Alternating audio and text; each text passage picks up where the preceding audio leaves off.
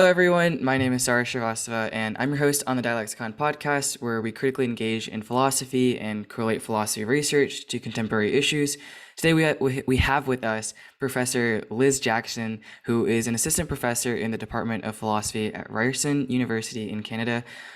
Previously, she was a research fellow at the School of Philosophy at Australian National University, and she completed her PhD at the University of Notre Dame.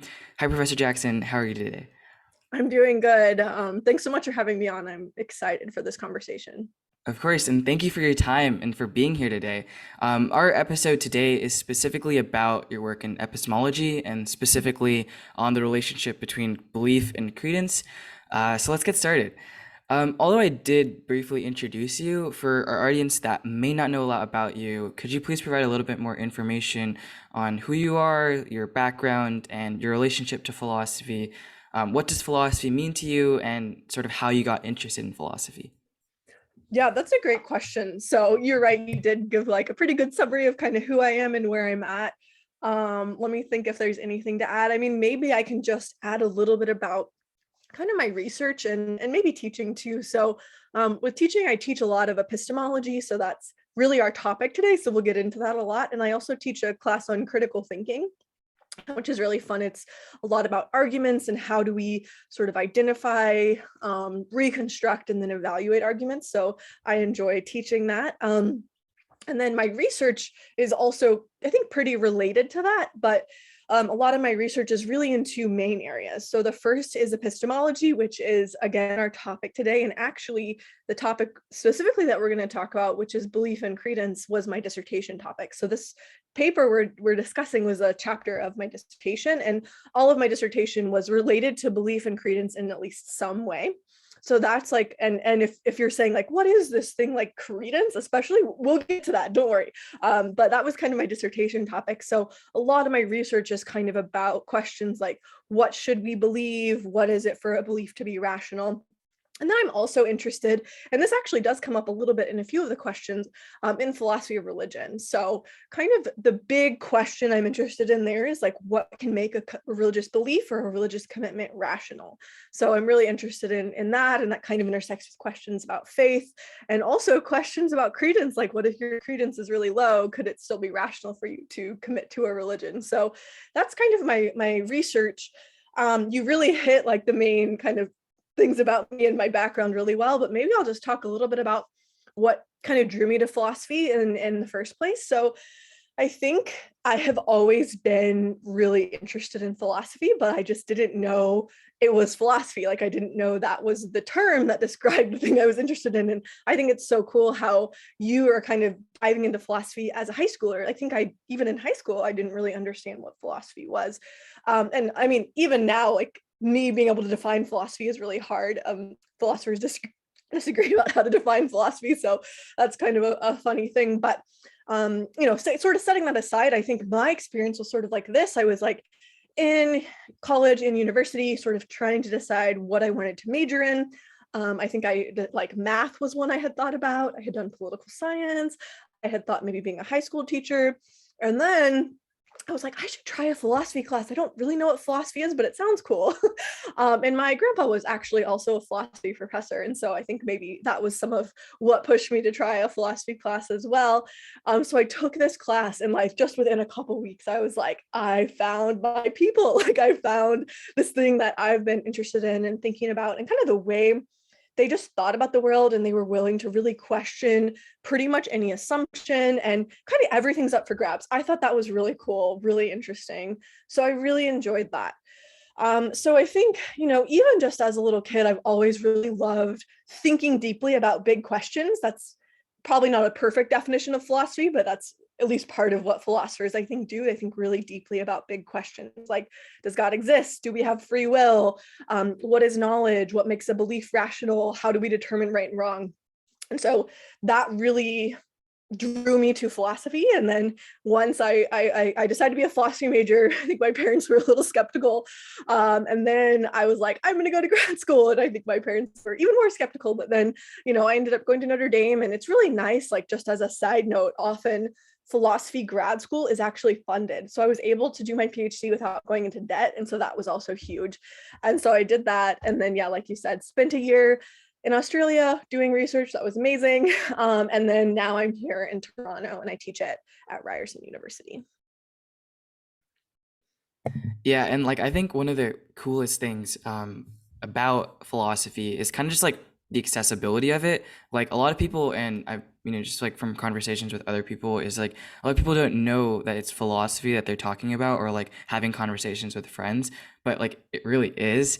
And so like I think that aspect of philosophy is really cool. And like I don't remember exactly who the philosopher is, but someone said that the purpose of philosophy is not to like answer questions, but to create the questions or like explore more and more questions, right? Which I think is like fascinating because like it's completely different from math. Like math is like you need to find a solution, whereas philosophy is like no, we need to find the question, Yeah. which is really really cool.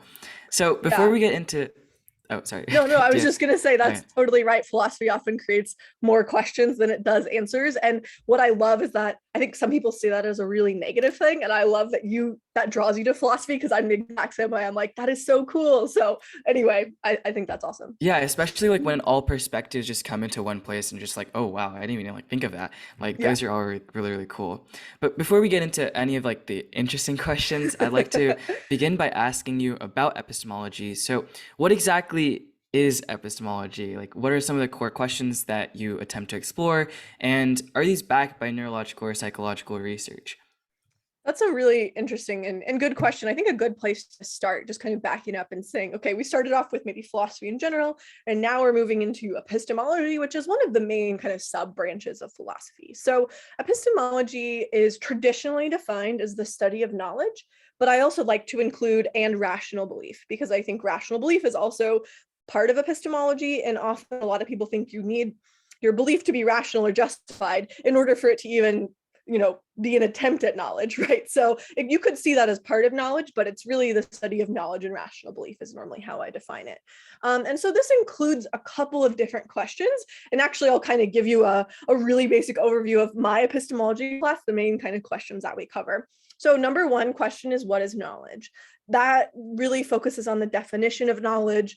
One thing that comes up here, and I'm not going to go into this, but this thing called Gettier cases. So people that might be more familiar with epistemology might know what this is, but basically challenging kind of the traditional definition of knowledge and then figuring out ways, what is the best way to define knowledge? That's one question. Another question is, how much can we know? So can I know that there's a table in front of me? Can I know that, my car is parked in this parking garage? Can I know that 1 + 1 = 2? So a lot of people think, yeah, you can definitely know 1 + 1 = 2. And then, there's a table in front of me. Well, I'm touching it, I'm seeing it, but like, what if I'm a dream? What if we're in the Matrix, right? And so like, would that kind of possibility threaten our knowledge is a question philosophers are interested in. And then how much evidence do I have to have in order to know something? So I remember parking my car in the parking garage, but what if it was stolen or moved or towed or something, So kind of the extent of our knowledge is another question. And then I think you can also sort of take these questions about knowledge and rational belief and kind of apply them to specific realms. So there's like social epistemology, which is the question of how other people affect our knowledge. There's religious epistemology, which is something I'm really interested in. So could it be rational to believe in God or to believe in like the claims of a certain religion? And then there's also this thing that's called formal epistemology. And I mentioned that because we're going to talk about credences today. So a lot of the questions in formal epistemology are questions about credences, which I will explain in a second. And so in terms of the question, like, to what extent are they backed by like neurological or psychological research? I think they can be. And a lot of it will depend on sort of the epistemologist and sort of the method that they're using. So, one way that you can think about it is there's sort of two realms of ways of knowing. And I'll get more into this kind of in the next question. One is the empirical way of knowing, where you go out in the world and you study stuff. So that's like what science does. The other way of knowing, it's a little hard to get a grasp of, but it's often called a priori. And so that means things you can think about or learn about before experience. And so not to give a really crude example, but you could think about, okay, like torturing an animal, right? That's really horrible. I don't have to go out and do that in order to know that it's wrong. I can just kind of know about that by thinking. And so that, I think that kind of points to why some people think at least some moral philosophy, knowing right and wrong, can be done without actually going out and doing an experiment. And so some people think that similar things could happen maybe in epistemology. So maybe we think, look, if I believe something that I have no evidence for, I don't have to actually go out and do a study to kind of have the intuition that that's irrational. So a lot of epistemology is done with empirical or, neurological, scientific, psychological research, but I don't think all of it is. And in fact, some people think a large majority of it actually doesn't have to be. So there's a lot of interesting kind of questions here that maybe we don't have time to get into today. To what extent is philosophy a priori done before experience? And is that like a bad thing? Does that mean like philosophy's foundations should be questioned? But just to kind of give you a sort of an overview of the way it works, a lot of it is a priori, but some of it is empirical.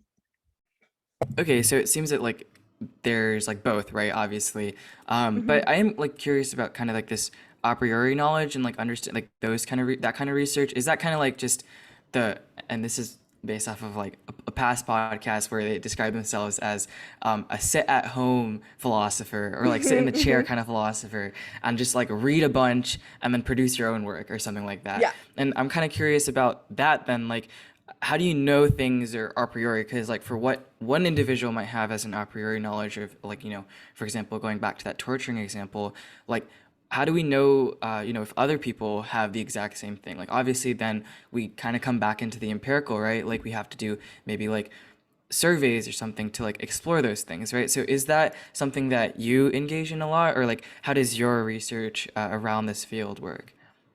Yeah, those are really good questions. So one way, at least one way that might help, there's a lot of there, but I'll just start with a priori thing first. One way that helps you can think about it is it's actually kind of similar to math, obviously not exactly the same, but in the same way that a mathematician doesn't go out and do a study to make some proof, philosophy is similar. They don't go out and at least always do a study in order to kind of come defend some philosophical claim or philosophical conclusion.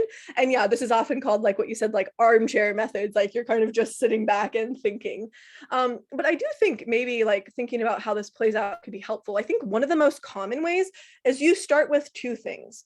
One is like principles that seem pretty plausible. The other is judgments about particular cases. And so, in the case of torturing the animal, like torturing an animal for fun, like if I went out and tortured a dog for fun, that would be morally wrong. That would be like a judgment about a particular case. And then we could think, okay, what's a principle that might seem plausible? Well, maybe torturing an innocent being for fun is wrong, right? Maybe that's a principle that might seem plausible. And then you might say, okay, well, what if I could torture one innocent being for fun, but then that would save a million other people's lives? Is that like a potential reason that principle might be false? And then you can kind of debate about that. But I totally agree. So maybe I'll just say things like a lot of what philosophy is doing is sort of taking principles, taking judgments about cases, and kind of weighing them against each other. And sometimes you'll say, this principle is so plausible that torturing an animal for fun is wrong, that I'm just going to deny that that's still wrong, even if you could do it to save people's lives. And then other people might say, my intuition about this case is so clear that I'm going to throw out the principle because I think the case is more clear. It definitely gets complicated when people disagree, for sure. I do think philosophers are willing to say, like, just because we disagree doesn't mean it's like true for me, but not true for you. Like in cases of disagreement, one of us is right and one of us is wrong.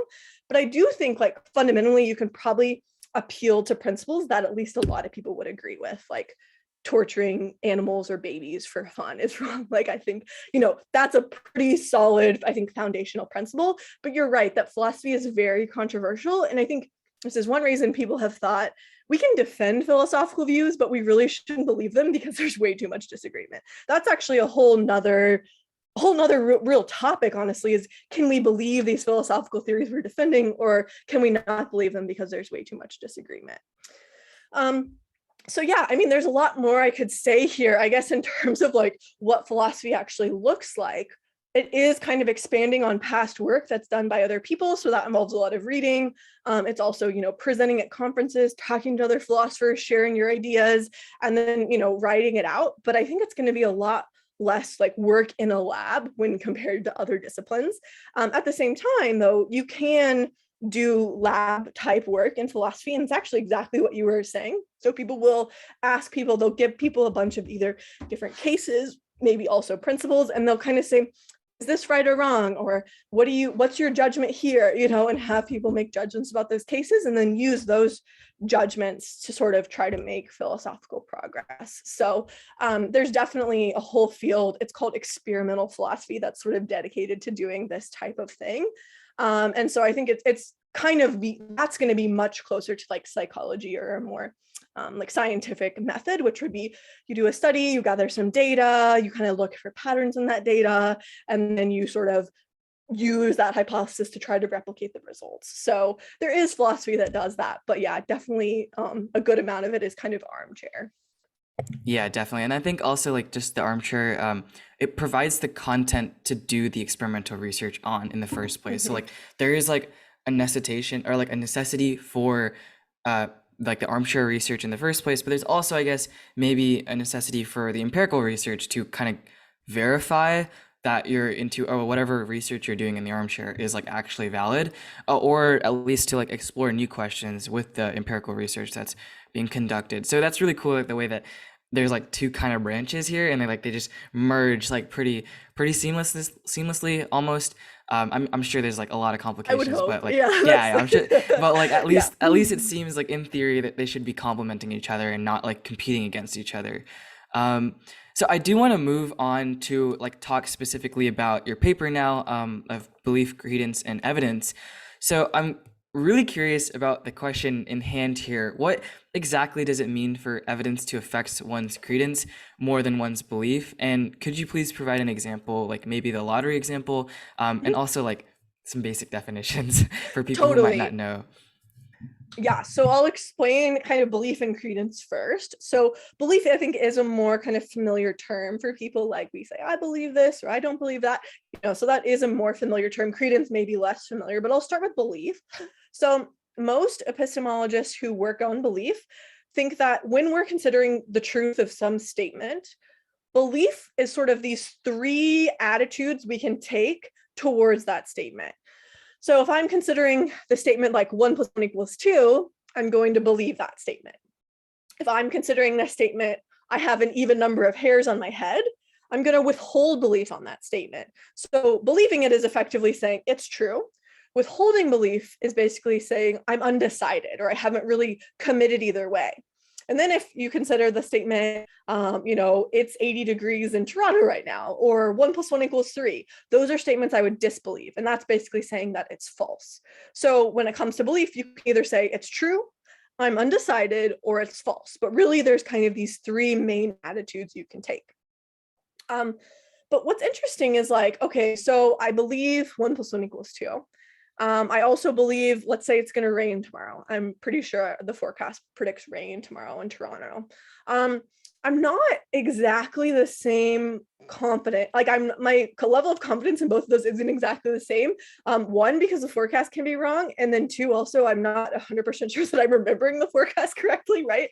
So I do believe it will rain tomorrow. I'm like confident enough, I think, that it will rain tomorrow, but I don't believe, I'm not as confident as 1 + 1 = 2. And so some people think, well, look, I believe both those things. So I'm taking this first attitude to both of them, but my attitude isn't exactly the same. And so that's why they think, look, we actually need to bring in a second attitude known as credences. And credences can kind of help us capture these more subtle differences in our attitude that just this three-part belief picture can't. So what they often do is they measure credence on a scale from 0, which would be like certainty that this thing is false, to 1, which would be like certainty that this thing is true. And you can have credences all the way in between. So my credence that 1 + 1 = 2 would be 1, or at least very, very close to 1. My credence that 1 + 1 = 3 would be 0, or very close to 0. And then, my credence that I have an even number of hairs in my head would be around 0.5. My credence that It'll rain tomorrow might be like 0.9. And so you can kind of measure these. It's almost like a probability, but it's like kind of my personal probability. So like, how confident am I in these various statements? And so what's cool is you can actually get like very specific confidences, and like it doesn't just give you these 3 attitudes, it gives you like a lot more options that you can kind of model that your confidence with. And so that's, I think, a useful aspect of credences.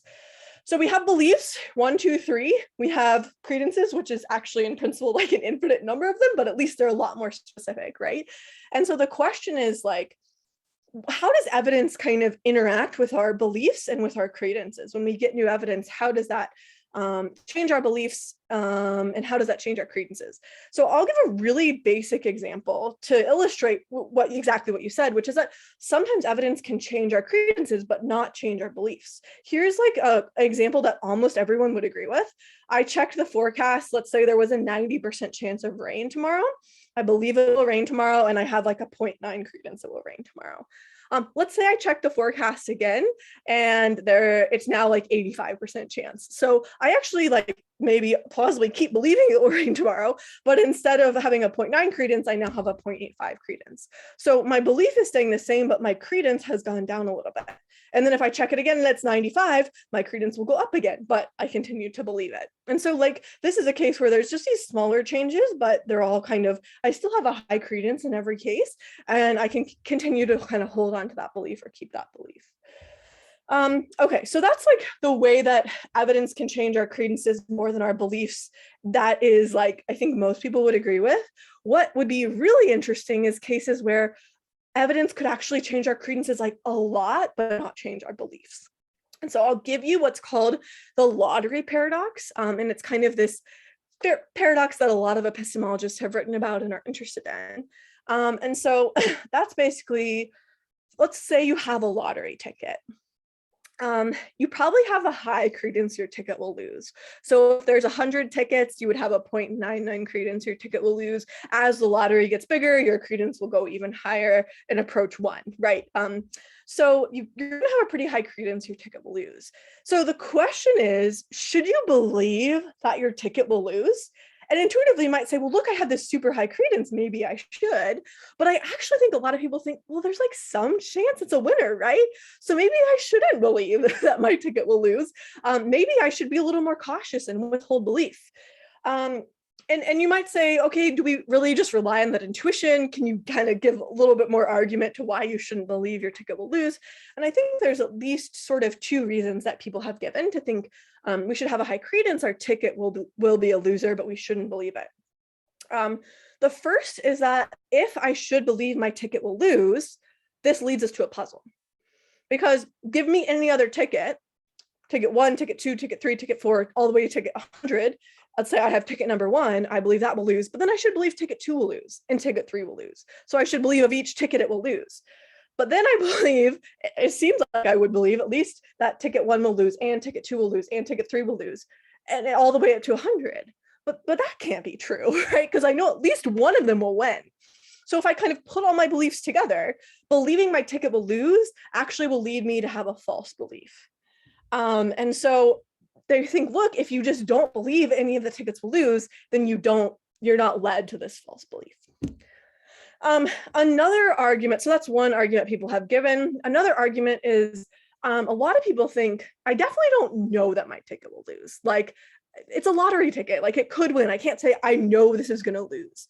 But when I know that there's this thing that I don't know, I know that I don't know, that's, I guess, a little weird. But when it's like, I don't know this thing, then a lot of people think you also shouldn't believe it. If you know you don't know something, you shouldn't believe it. That's controversial. You could push back there. You could say knowledge is a higher standard than rational belief. But some people think if I know I don't know something, then I ought not believe it. Beliefs, why do we believe things? What's the point of rational belief? Well, it's because we want to know stuff.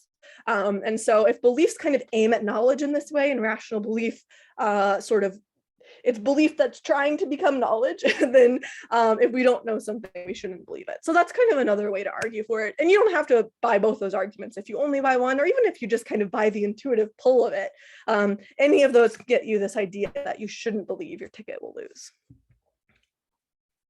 Okay, that makes sense. And I think that like that kind of also makes me want to feel like Credence has some sort of relationship, and I don't know if this is 100% true, but it makes me feel like Credence has some sort of relationship to metacognition in some way, Hmm. because the way in which you evaluate whether something could be probable, or I guess maybe metacognition is about the way in which how likely your belief is correct or something. Mm. Um, I don't know. Yeah. They seem kind of similar, but I'm not exactly sure on the like the specifics. But definitely, Credence seems like well, it seems reasonable that we had to create something like Credence, because I can definitely Mhm. see how like you would have like problems if you just had belief, right? Especially with like the weather example, like yeah, even if it's like 85% probable or like like Credence level is 85%, I'm still gonna believe it's probably gonna rain. So that definitely makes sense, and the lottery paradox seems quite literally a paradox. So Yeah. Yeah. um, It's it, tricky. it's definitely tricky, and there's probably a lot more intricacies like that a lot of people have proposed Mhm. that really go into like the depths of understanding. And I think there's also like some correlation with the credence level and like math, for example. Like we were talking about Totally. probability, so like that's really interesting in the way that like math also plays a role into this.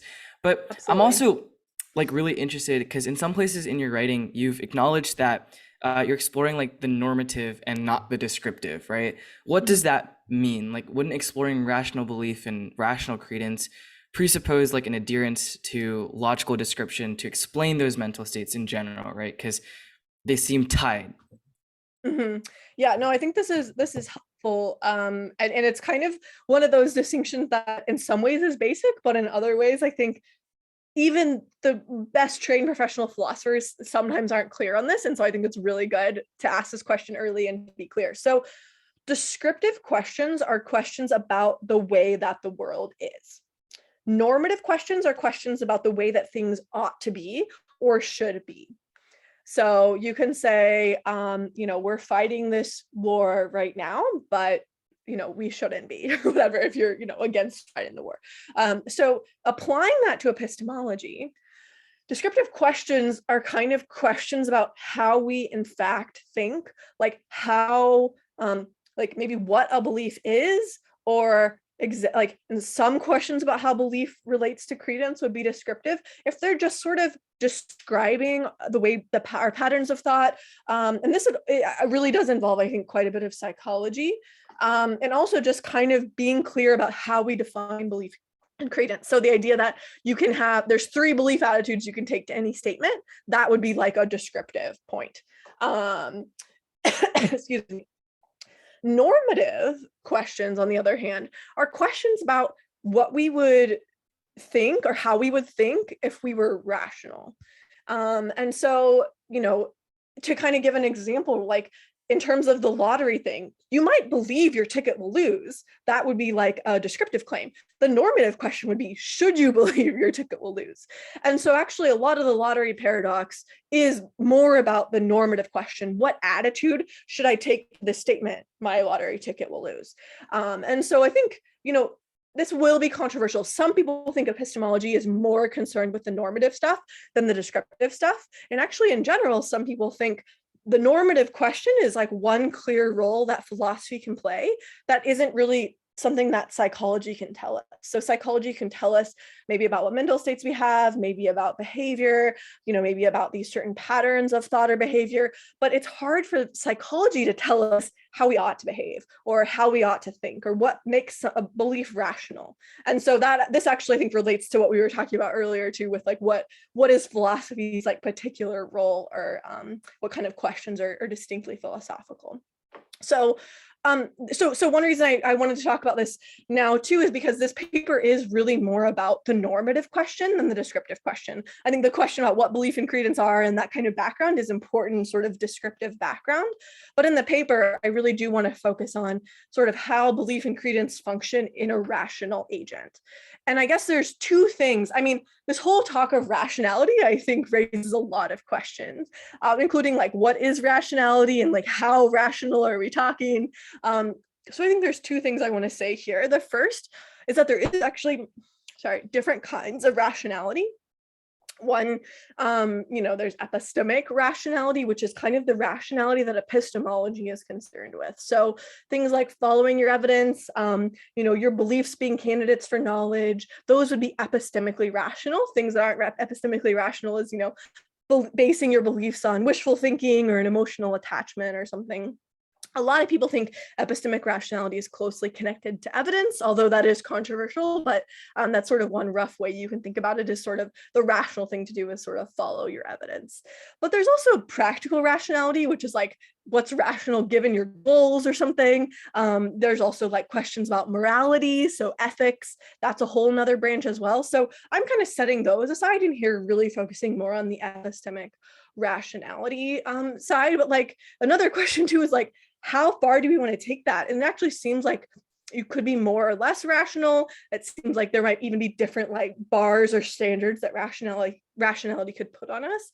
And so one thing I do kind of assume in the paper is that we're kind of holding the way our minds are right now fixed and saying like, how should we as thinkers with our limitations, what should our beliefs and credences look like? How should we think? How should we respond to evidence?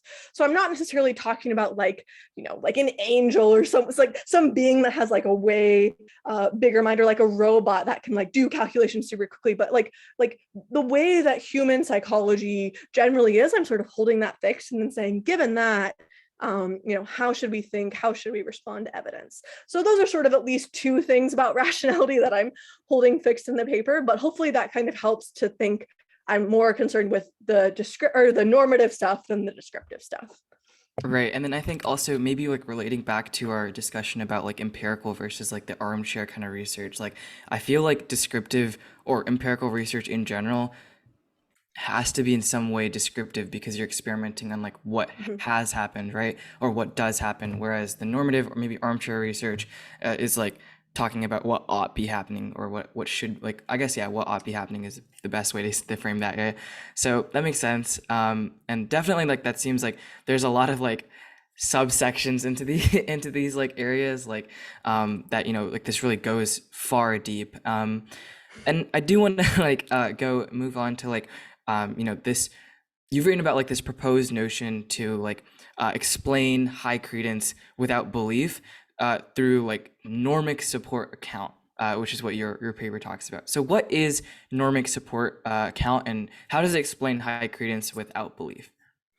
Yeah, great question. So yeah, so I am actually, I don't want to take credit for this. It is actually, I'm getting it from another philosopher named Martin Smith, who's also really interested in, I think, some of the similar questions that I'm interested in that we're talking about today. And like, again, kind of that fundamental question is like, how does evidence affect our credences and how does it affect our beliefs? And also when can it affect one without affecting the other? Like, how do we kind of make sense of that? So Martin Smith has sort of a view of this, exactly what you said, the normic support account. And I'll say what it is, but then you might be like, what? And so then I'll try to give an example, making it a little bit more clear. Okay, so if you have some evidence, that's gonna give you normic support for some belief you might have. If that evidence is actually true, but the belief is false, that's going to require some kind of special explanation. So let me give an example and then we can return to that. But here's an example that actually Martin Smith gives. So he says, let's say I set up my computer. So whenever I turn it on, the background color is determined by a random number generator. And so for one value out of a million possible values, the background's going to be red. So it's very unlikely to be red. There's a 1 in a million chance. For every other of the 999,999 values, it's going to be blue. So very likely to be blue, very unlikely to be red. There's this tiny chance it'll be red, much bigger chance it'll be blue. So he turns on his computer, Martin Smith goes into the next room.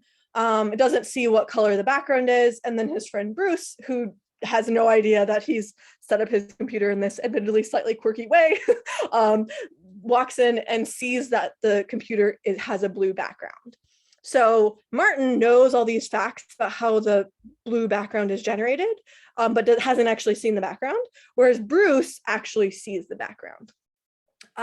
This is actually sort of a lottery case.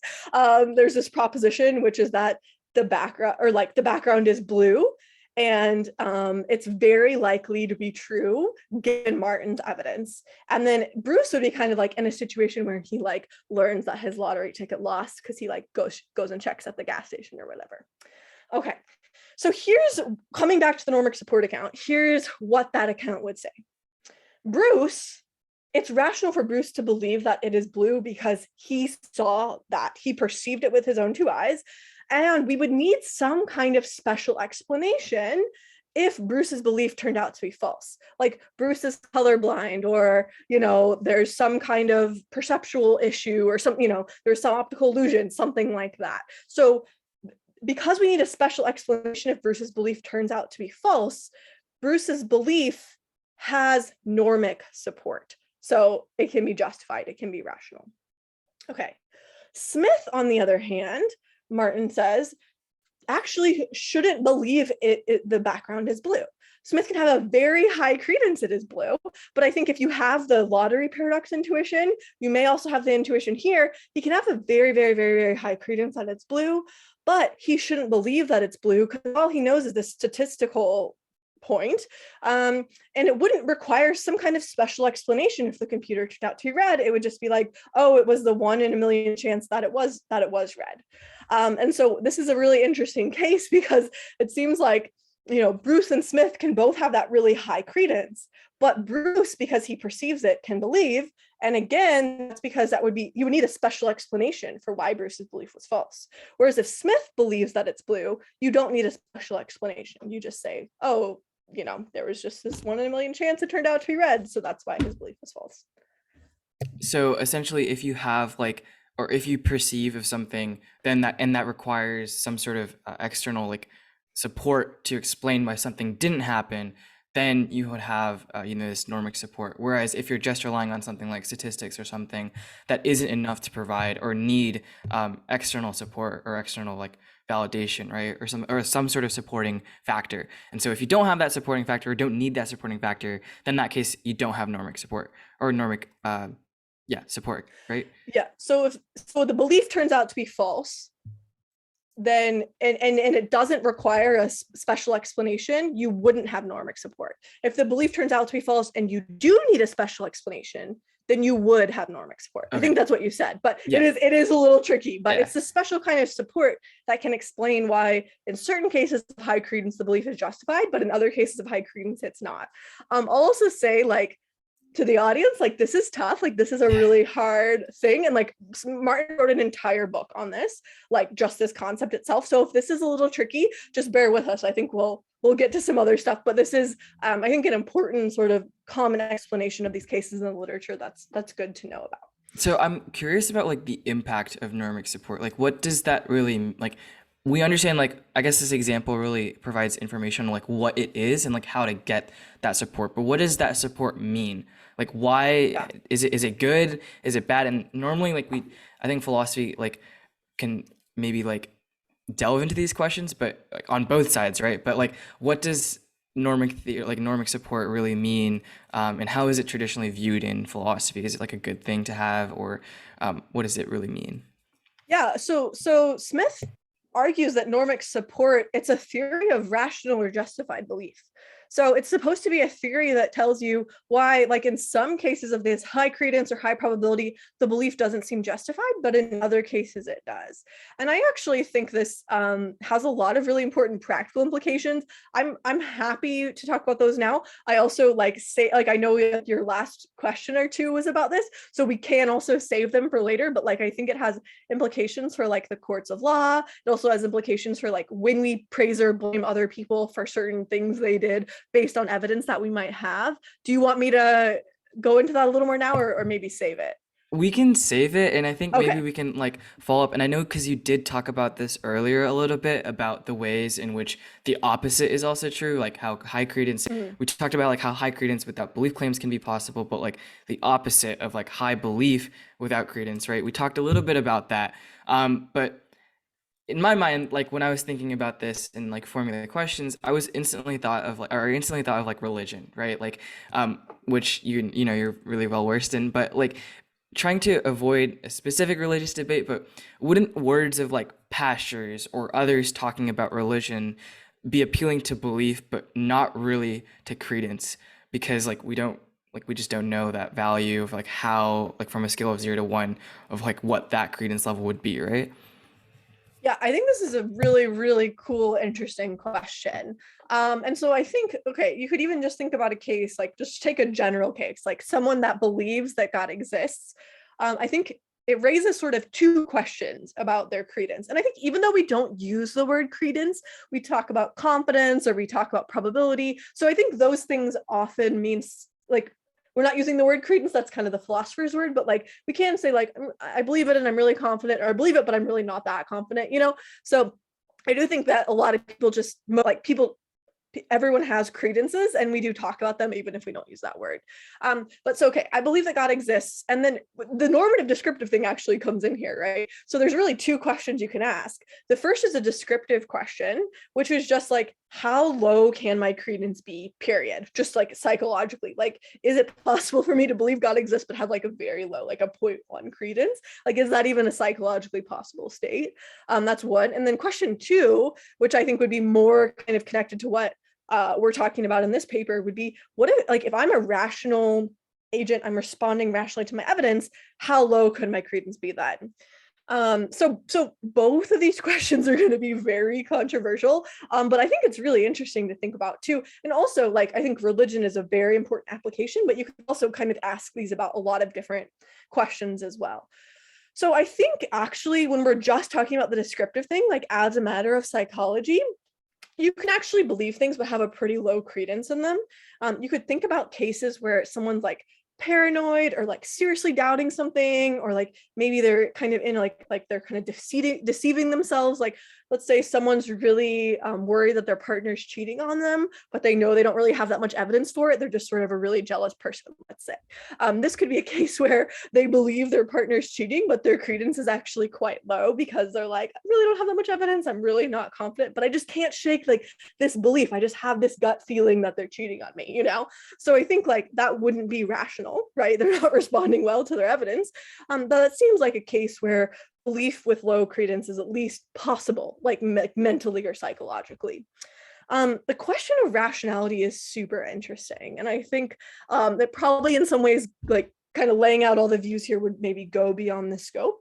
But some people think you can kind of draw a line, and if your credence goes below that line, then you're not rational. Where exactly to draw that line would be controversial, but like one kind of maybe natural place to draw it would be like around the 0.5 range. So if your credence is below 0.5 but you believe something, you're kind of saying like, well, I think this thing is more likely to be false than true, but I still believe it. And that seems a little bit weird. But if you can have belief with 0.8, belief with 0.9, belief with 0.7, then it kind of seems like maybe, you know, you could go down to like slightly above 0.5 and still believe it, but once you go below 0.5 it would be irrational. That's like just kind of an example of a view that I think could be plausible that you would have, but I think it's also going to be very controversial, and some people are going to think the line should be higher. Other people might actually think like in the religious case, or maybe take a case of something that's like not religion but just really important to you, like you have an ethical or a political commitment, but you're like getting a bunch of counter evidence, you're maybe meeting a bunch of people that disagree with you and you're doubting a lot. Some people would think you can actually continue to have that commitment even if your credence gets kind of low. That's going to be controversial, but that's at least like a view that people have defended. So yeah, I think it's a really interesting thing to think about. That's kind of the reverse. There's like belief with low credence, and then the lottery cases and the Normic support cases are going to be withholding belief with high credence.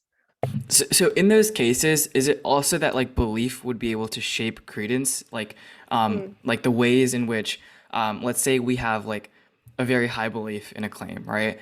Am I not more inclined to like, I don't know, maybe like intuitively create more evidence for it, or just in general suppose like claim that or like the belief that I have also has high credence based off of how much belief I have in it? Yeah, no, I think you're totally right. And I think actually on almost all, like a lot of cases, high credence and belief are going to just go together, and disbelief and low credence are going to go together. And agnosticism and credences around 0.5 are going to go together. So I'm kind of interested in cases that at least might be kind of pushing the boundaries here, and they're kind of exceptions to this rule.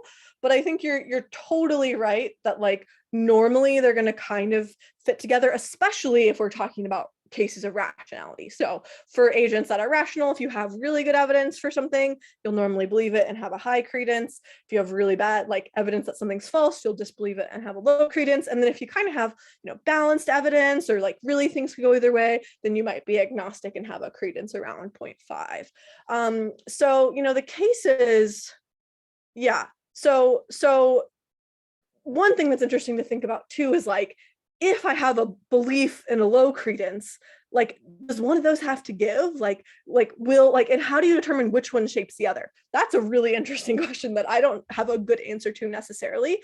I think if you're in a case where one of those is rational and the other isn't, then the one that's rational should shape the other. So like, if you just have this irrational belief that your partner's cheating, but like no evidence for that, then your low credence should hopefully bring your belief down, But I'm also open to cases where, maybe the belief is rational, but the credence isn't. And then maybe the belief would bring your credence up. Like maybe you're just really doubting something. Like maybe you I think this happens to my students, like they've studied so much, they're totally ready for this exam, and they just like doubt themselves. And they're like, oh, I just don't know if I can do this. And I'm like, no, like you got this, like think about your evidence for that. And maybe they believe they can do it, but they're really doubting it. I'm like, let that belief bring your credence back up, So I think it can kind of happen either way. But that might kind of depend on which attitude is rational. Right. There's definitely a lot of intricacies, and I feel like every student relates to that feeling where they study a ton. They're like, "Oh, well, do I really know the content?" Because like that's definitely like a student experience that everyone shares. And like kind of along like a similar fashion, right? Just exploring like how credence and belief are related. I'm also like curious about the way that culture intersects with belief and credence. Is belief and credence culturally dependent? Because I know that certain beliefs or certain cultures might have like higher or different ways of maybe evaluating credence comparative to other cultures. Like or is there research done here, and like how can maybe culture explain belief and credence? Totally. I think this is such an interesting issue that honestly I don't know a ton about. So I don't want to like sit here and talk about stuff that I really don't know as much about. But I would not be surprised if some cultures sort of took a more skeptical stance towards certain things, whereas other cultures were more inclined to just like believe or kind of have the credence out there.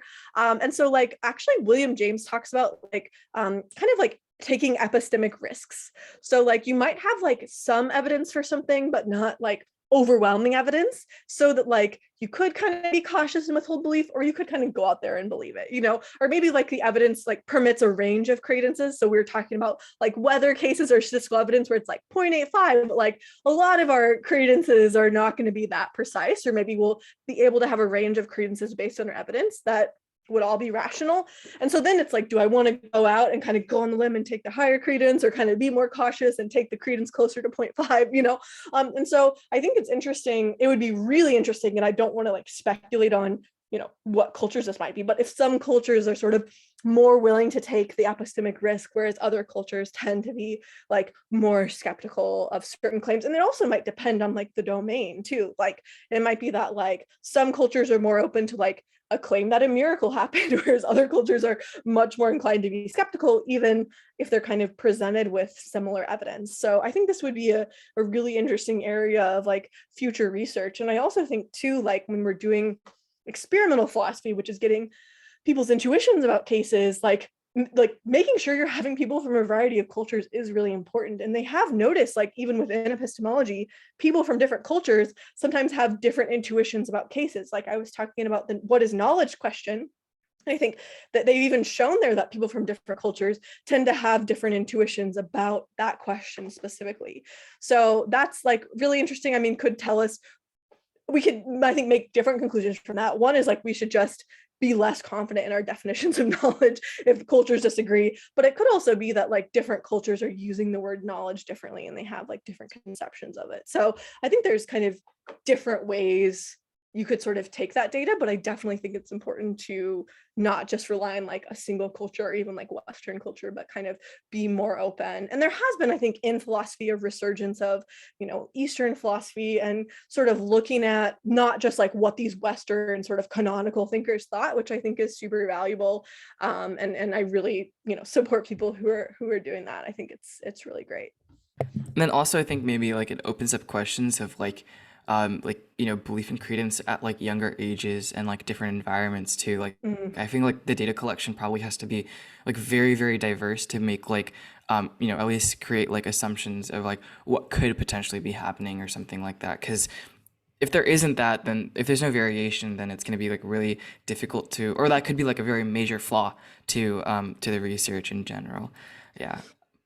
Yeah, it'd be really interesting. Oh, just very quickly, Yeah. like if we started having beliefs before credences, or like vice Right. versa, or like even bringing knowledge in, like do we know things and then believe them, or so looking at the developmental psychology behind that, I think would be super cool too. Anyway, Yeah, that's except there's it. like, some difficulty in studying babies because like Yeah. they can't really like answer a survey, but Absolutely. definitely like I think like I'm forgetting their last name, but in psychology developed like a test for babies to, like for developmental psychology. So like I'm curious like if there's a way to do that with belief in credence that could be like Hmm. really, I don't really know how that would work, but it seems like an interesting question to ask.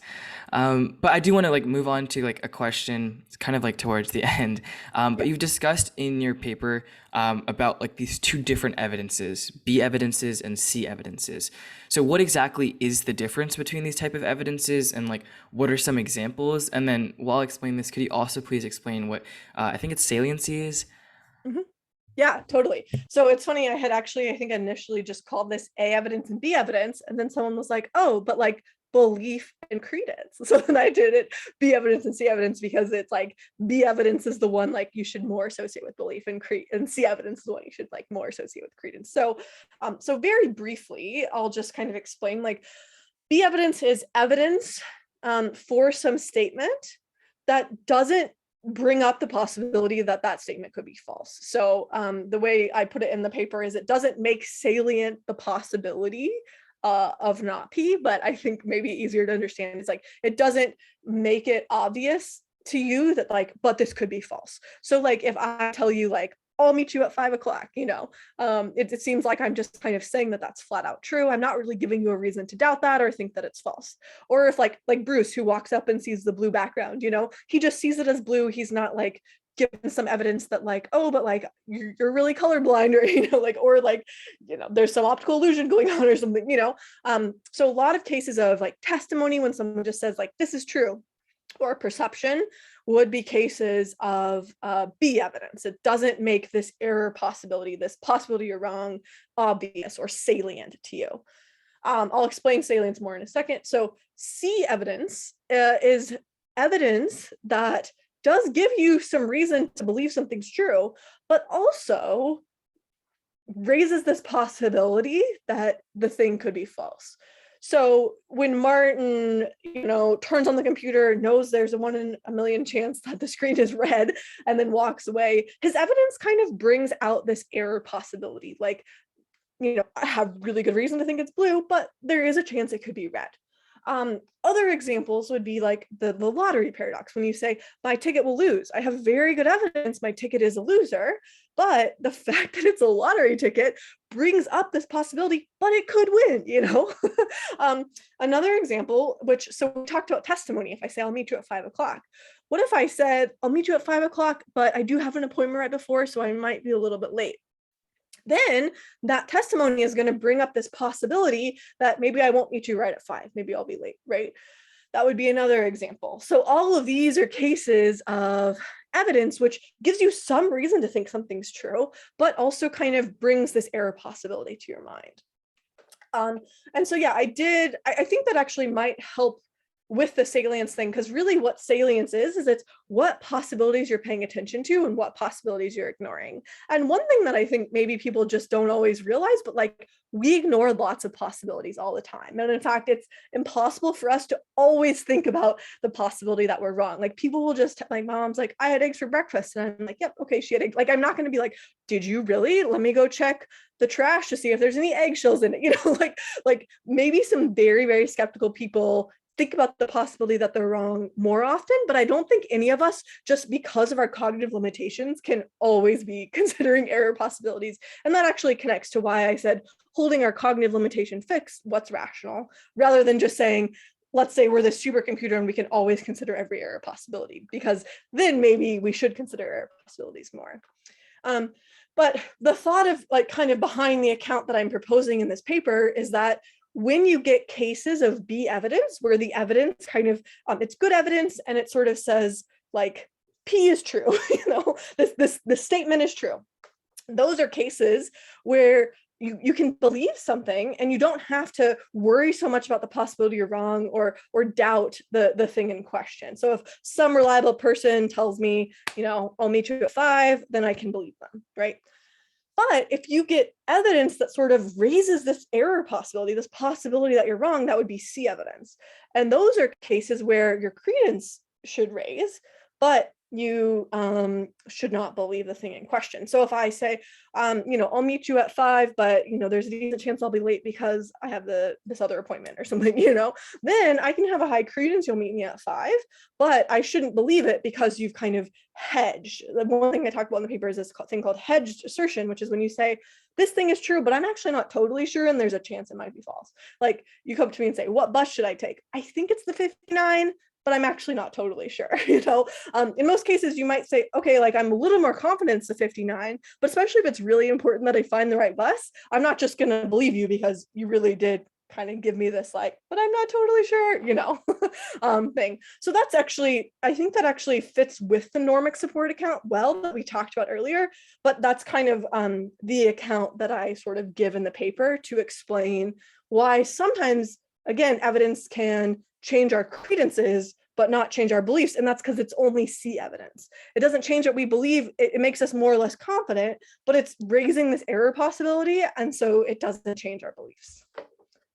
Right. I mean, that definitely makes sense, especially like the naming scheme. Like I think like the B and C instead of the A and B also is like definitely like a lot better and like making you understand it because it's like relatable, right? Like it's related to directly whether or not it's belief or credence, right? So like that's definitely like a cool suggestion that that person gave to you. And then like obviously like just this different scenarios that you already isolated, like it's definitely understandable why there's a need to explain those two types of evidences, given that you know, if had we not had them or like the distinctions, then we would be like always in like a debate over things that could easily be resolved if we could just define these two types of evidences.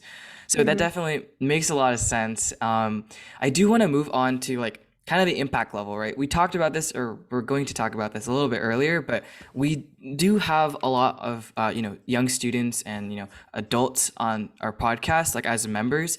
And I wanted to ask you about some of the impacts that epistemology in general can warrant for, you know, this specific population. Does it alter the way that we think about evidence or belief or credence, or does it alter the way that we can appeal to others? Like, for example, you know, you gave the example of like the bus or like what station. Like, do we have, is there ways that epistemology or like this knowledge of belief and credence can change our ways that we guide other people, even if we don't know necessarily like the factual statement or something like that?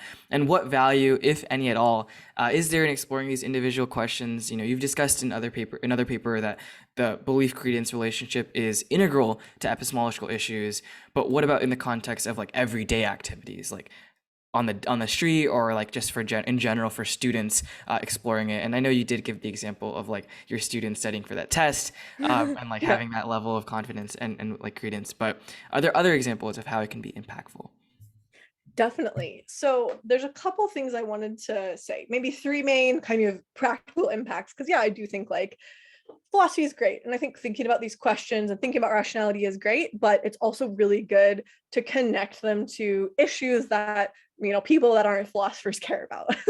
And so here's kind of three connections that I think epistemology in general, but also this sort of paper and the issues it brings up in particular, they have to really the everyday life. So the first is actually in the law, and in determining when evidence is the kind of evidence that we should convict someone on the basis of, and when it's not. So here's an example that actually inspired, and it's not one of the ones we talked about yet, but it inspired actually a lot of the things we've been talking about, including the Normic support stuff and then the credence without belief stuff. And that's what's known as the blue bus cases. So these are pretty famous cases in epistemology. So this is a case where, so there's actually two versions of the case. So let's say in case one, someone is hit by a bus on a busy street, and they're kind of in the courtroom, they're trying to figure out which bus hit this person. And the really only relevant piece of evidence they have is that 95% of the buses that day were operated by the blue bus company, and 5% were operated by the red bus company. So intuitively in that case, you should have a high credence that the blue bus company did it, but that doesn't seem like it's a good reason to convict or, fine or have a lawsuit against the blue bus company just because 95% of the buses operating that day were by the blue bus company. So that's case one. Case two, let's say the same setup, you're hit by a bus, they're trying to figure out who did it, but it's not that we don't know how many buses necessarily were operated by the blue bus company or the red bus company, but we do have a pretty but not perfectly reliable eyewitness who says, I saw the blue bus company hit that person. I saw it. It was definitely a blue bus. I saw the logo on the side, or maybe the buses are actually blue, or whatever. They saw with their own two eyes. And actually what's interesting is that in this case, your credence might actually be sort of similar, or even maybe a little bit lower than the first case, like around 0.95 maybe, because they're not perfectly reliable, and sometimes eyewitness testimony isn't perfect. But what's really interesting is that in the second case, we kind of think yeah, that might be a good basis to actually, convict the blue bus company and then make them, pay out or, continue in the lawsuit or whatever. So I think this is actually really interesting because sometimes we get these evidence about these statistics or these generalizations where this many buses were doing this, or you could even have a racial version of that, of this particular race, this many people are likely to commit this crime or whatever. And obviously there's a ton of debate about even the validity of those statistics themselves.